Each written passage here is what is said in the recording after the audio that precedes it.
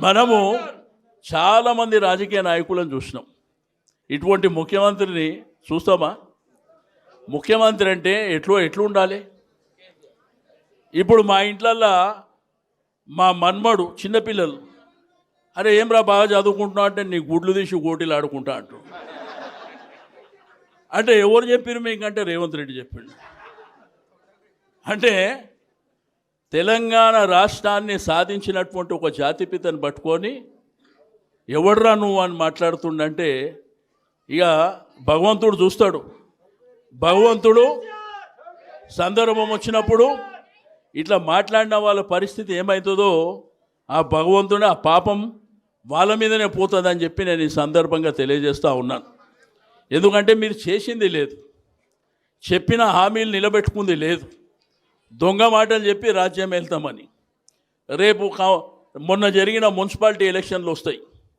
Municipal ఎలక్షన్లు గతంలో జిల్లా పరిషత్ కానీ మండల పరిషత్ కానీ మున్సిపాలిటీలు కార్పొరేషన్లు మన 10 సంవత్సరాల ప్రభుత్వంలో 95% మనమే ఉన్నాం. అన్నిట్లా 32 జిల్లా పరిషత్ చైర్మన్లు మనమే, మున్సిపాలిటీ చైర్మన్లు మనమే, కార్పొరేషన్లు మనమే, 99 కార్పొరేటర్లు కూడా మనమే. ఇక కొన్ని టీవీలు పత్రికలలో చూస్తున్నాం, వన్ సైడ్ అయిపోయింది. ఇగో అధికారం ఏంటంటే ప్రభుత్వం తన చేతులు ఉన్నప్పుడు ఒక 2.5-3 సంవత్సరాల ప్రభుత్వం ఉన్నప్పుడు ఏంటంటే ఏమో ఇంకేమన్నా వస్తాయేమో అనేటువంటి ఆశలతోని ఓట్లు వేస్తుంటారు.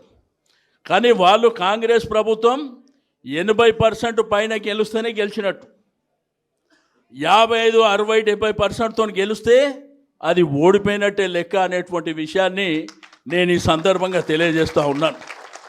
ఏంది డబ్బులతోని విచ్చలవిడితనం, మద్యము డబ్బులు, నిన్న టీవీలు చూసారు కదా, విచ్చలవిడితనం.